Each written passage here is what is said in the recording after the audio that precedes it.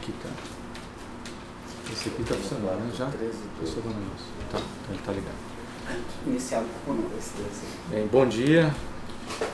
Dia 13 de dezembro de 2016, na sede num dos prédios da Procuradoria-Geral da República, num dos anexos, presentes os advogados Dr. Adriano Maia e doutora Mônica Odebrecht, presente o senhor Emílio Odebrecht e o advogado Dr. Theo Dias, presentes os membros do Ministério Público Alisson Nelício e Fernando Antônio e Sérgio Bruno Cabral Fernandes. Vamos dar início ao termo de depoimento número 1 do colaborador Emílio Odebrecht. Antes, fazendo umas pequenas advertências sobre o Emílio, o dever de dizer a verdade. O senhor aqui está, na qualidade de colaborador, está renunciando o direito ao silêncio e tem o compromisso de dizer a verdade. E a sua colaboração é importante que ela seja efetiva conforme determina a Lei 12.850. Tanto os fatos que o senhor vai relatar quanto as provas tem que auxiliar a investigação, o deslinde da investigação, não podendo o senhor omitir ou deixar de falar nada, nem qualquer tipo de reserva mental. Vamos começar então, doutor Emílio, com um pouquinho da sua trajetória profissional dentro do Grupo Odebrecht. Que ano que o senhor começou a trabalhar no Grupo Odebrecht? Comecei a trabalhar no grupo. Bom dia. Primeiro eu comecei a trabalhar no Grupo Odebrecht 2 anos antes de me formar. Mas antes eu já vinha trabalhando com meu pai num processo de aprendizado, não só como me preparando para ser estagiário, como também ser humano, vamos dizer, cidadão. Me formei em 68, entrei naturalmente então 66, 67, por aí. Na Bahia, na Universidade Federal da Bahia, engenheiro civil, e muito rapidamente, logo no início, eu assumi como primeira função todas as subsidiárias da organização, que eram ex-departamentos de especialização da engenharia. Depois assumi um programa no sul do Brasil, a área de engenharia. Depois eu efetivamente assumi toda a área de engenharia. E lá para 91, meu pai então se desligou do conselho. Eu não só assumi, como participei do conselho, que em 98 ele se desligava do conselho aproximadamente. Então, a partir de 98 eu acumulava a diretoria, a presidência, diretor-presidente do grupo, e acumulava a presidência do conselho. Isso para mim foi muito útil, essa experiência, para eu saber que isso não se faz. Coloca-se a organização em risco, você não tem um conselho que no fundo termina sendo verdadeira lagartixa, porque você, como presidente do conselho e presidente do executivo, você já, quando leva para o conselho, já leva coisas onde de uma forma ou de outra você já fechou com seus liderados. E aí fica um conselho menos eficaz, coisa que nós tomamos medida nesse sentido muito drástica. E outra foi a relação hierárquica de pai e filho, que também me fez eu poder fazer com que quando Marcelo foi testado para poder efetivamente assumir a organização, eu procurei e convidei um companheiro chamado Pedro Novis para ele assumir em que ele assumiu em 2002. Eu quis concluir uma fase que não haveria mais retrocesso com referência à petroquímica, em função dos objetivos que nós tínhamos, e também as alavancagens que foram feitas pelo grupo. Eu queria estar com isso muito bem administrado, para não ter mal interpretação junto ao mercado financeiro.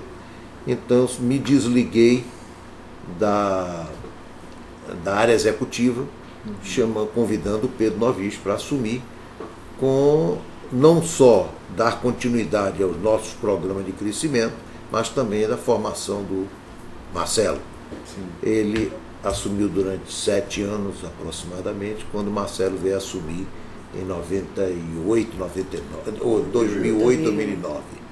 Então antes, ele assumiu, o senhor está falando que ele assumiu a presidência do grupo, ou da construtora? Marcelo já tinha, quando Novis assumiu em 2002, eu não me lembro bem se Marcelo já era ou se naquele momento assumia a presidência da construtora. Ele assumiu em 2002. Tá.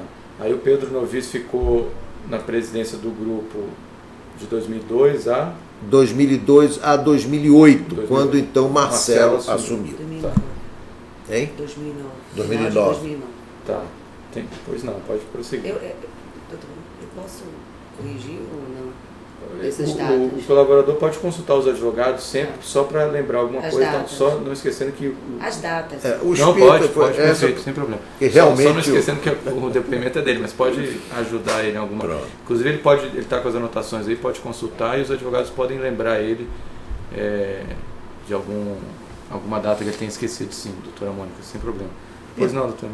Esse foi então, e aí em 2002 eu me desliguei, fiquei da área executiva, fiquei exclusivamente como presidente do conselho, seguindo esse aprendizado que eu tive durante 4 anos, de ter acumulado a presidência do conselho e a presidência executiva. Entendi. Esse, eu poderia, é um resumo daquilo que aconteceu na minha trajetória na organização. Tá. Então... Alguma coisa mais relevante que você... E hoje, o senhor, depois que foi ficou só como presidente do conselho, o senhor ficou até quando como presidente do conselho? Continua até hoje? Continua até hoje. Mas não teve... Você chegou a se desligar em algum momento? Não. Não. Sigo como presidente do conselho desde 2002. Tá. E além de presidente do conselho, hoje o senhor tem alguma cargo executivo no grupo? Não. Hoje. Tá.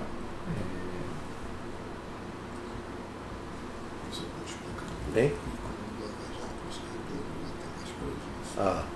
Sim, aí está me lembrando aqui, realmente, primeiro, com o surgimento do negócio do Lava Jato, que eu estava num processo de saída gradativa, estava pensando se eu ia colocar um presidente de conselho profissional ou se eu ia fazer algum daqueles assumirem.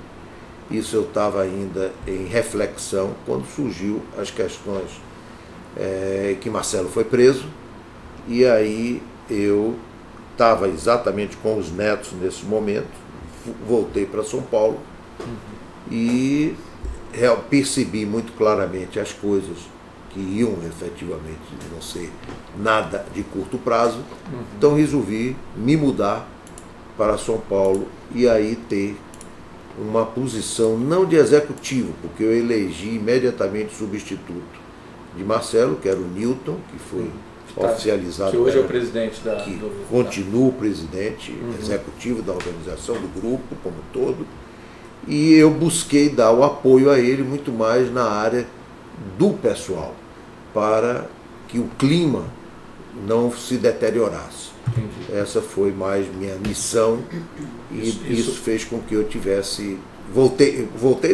Passei a morar em São Paulo. Tá. Isso com o aparecimento da Lava Jato, né?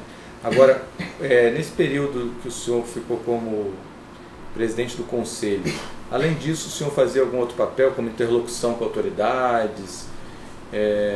Qual era o seu papel, além de participar das reuniões do conselho? Alguma coisa alguma relação que a pessoa o senhor manteve apesar de não ter cargo executivo? Fazia.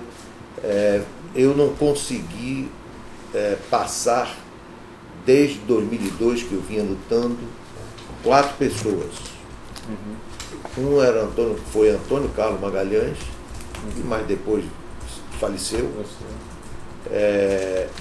Infelizmente não consegui passar ele nem para Marcelo, nem para Pedro Novis, nem para Pedro Novis, nem para Marcelo. E também o presidente da Venezuela, o Hugo Chávez, o Zé Eduardo dos Santos, presidente de Angola, e o Lula, porque antes, 2002, já foi o Lula. Antes disso, era o Fernando Henrique. Eu não tentei nenhuma transferência, porque já não precisava, porque até lá eu era o executivo. Entendi. Entendeu? Então foram essas pessoas com quem eu, não tendo tido a oportunidade de poder transferir essa relação, por diversas razões, uns não aceitavam, outros pelo convívio de 35 anos, não quiseram, e não valeu a pena insistir mais, e aí eu continuei dando esse apoio com essas pessoas. Então, o papel do senhor junto a essas pessoas que o senhor citou era fazer a interlocução com a empresa, né? Claro. Os temas eram relacionados também à empresa. Também, mas nunca eu tive com eles uma relação só de empresa.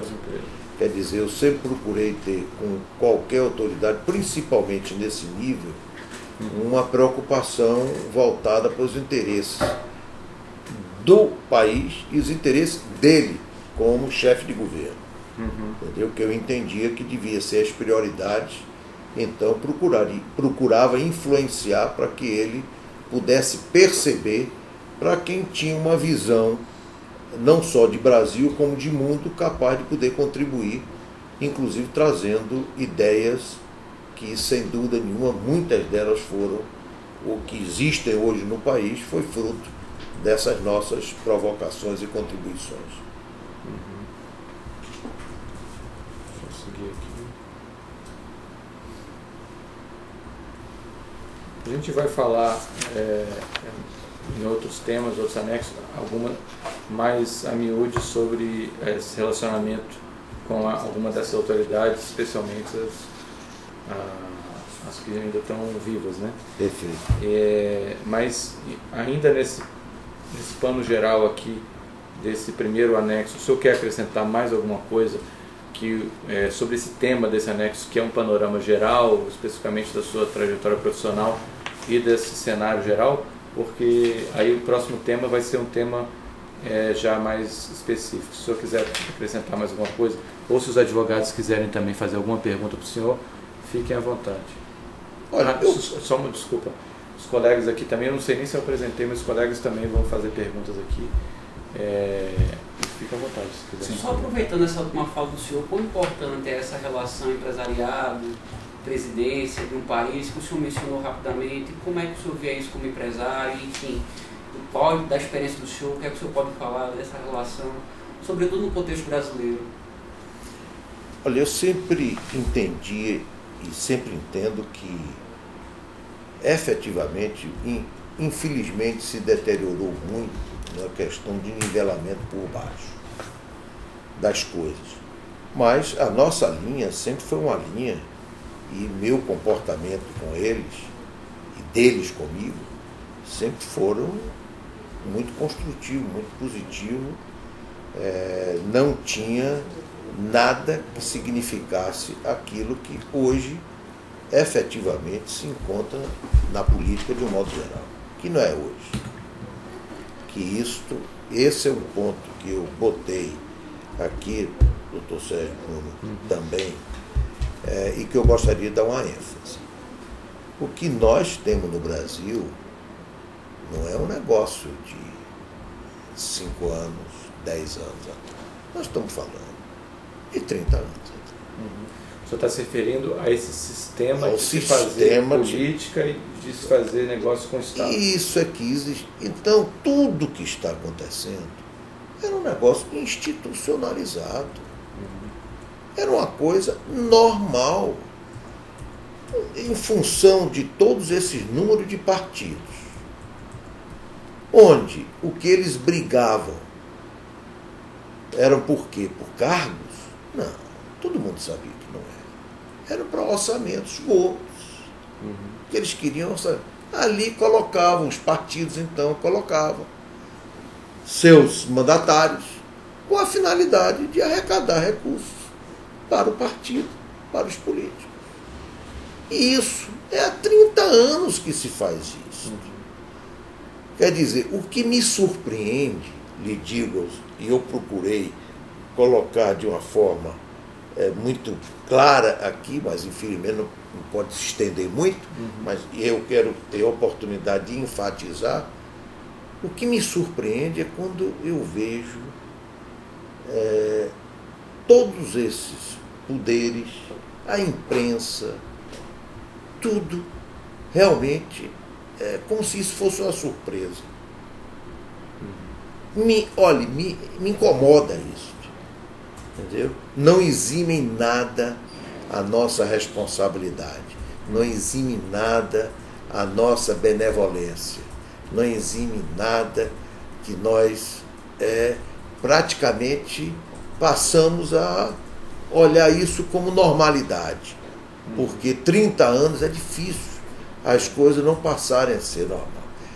E vou lhe dizer uma coisa, quando nós fomos para o exterior, nós fomos, e principalmente quando fomos para os Estados Unidos e Europa, que nenhuma organização brasileira de prestação de serviço foi, nós fomos com a finalidade de poder testar duas coisas. Porque sempre fizemos um processo de reciclagem. Todos os companheiros dessa organização já passaram pelo exterior, para eles terem uma visão de mundo, convivessem com concorrência efetiva. Concorrência real. Né? Real. Quer dizer, disputar, baseado em produtividade. Porque nos outros países, principalmente no Brasil, você não fazia muita engenharia, não. Nós dávamos ênfase à engenharia porque entendíamos que era a forma de a gente ter uma ascendência, um posicionamento diferente no exterior e ter condições de realizar de forma diferenciada no Brasil. Mas, no fundo, os problemas no Brasil e na maioria dos outros países, você tinha um problema de viabilização financeira do empreendimento. Como esse empreendimento se tornar rentável, criar divisas, etc., para o país. Como inserir ele dentro de um contexto que ele não seja exclusivamente algo que venha trazer benefício àquela comunidade, mas sim benefício àquele país como um todo, ao Brasil como um todo. Como você contribuir com ele vis-à-vis políticas públicas, etc. Era muito mais abrangente. Nos Estados Unidos, você faz engenharia. Você não se preocupava, ao contrário, o dinheiro já estava disponível antes da entrada. Nós iniciamos a obra, não existia projeto e não existia dinheiro. Você tinha de fazer projeto concomitantemente e tinha de providenciar a viabilidade financeira, a engenharia financeira para viabilizar aquele empreendimento. Então, este foi o que formou as empresas de engenharia brasileiras, se formaram nessa linha. E nós buscamos, e os outros infelizmente não foram, procurar também ver o outro lado. Por isso é que nós chegamos aonde chegamos e temos uma posição relevante, seja no hemisfério norte como um todo. Perfeito. Para poder compensar e poder haver esse convívio para que os companheiros, os nossos integrantes tivessem essa percepção. Agora, volto. O que me entristece, inclusive aí eu digo a própria imprensa. A própria imprensa. A imprensa toda sabia de que efetivamente o que acontecia era isso. Por que agora estão fazendo tudo isso? Por que não fizeram isso há 10, 15, 20 anos atrás? Porque tudo isso é feito há 30 anos. Pois é. Sempre é um momento para começar a Eu resolver, acho né? perfeito. Mas o que me entristece é que existem, não vocês jovens, pelo que eu disse. Olha, isso teve uma influência para mim muito grande. Ver vocês procuradores jovens, por isso que eu disse, eu nunca tive nenhum desalinhamento contra os objetivos. E vocês vão contar com a nossa organização. Na hora que a gente partiu, por convicção, vocês vão contar. E eu vou, a começar por mim, ser o colaborador que vocês vão ver. E tenho demonstrado isso na prática. Não adianta dizer só, tenho que praticar. Estou assim fazendo. Chegamos até aqui, né? Foi uma longa... Não tenha dúvida. Um longo processo. Não tenha dúvida. 9 meses de caminhada, né? Agora, os mais velhos, chefe, os da minha geração, me perdoe, eu não aceito essa omissão. Não aceito.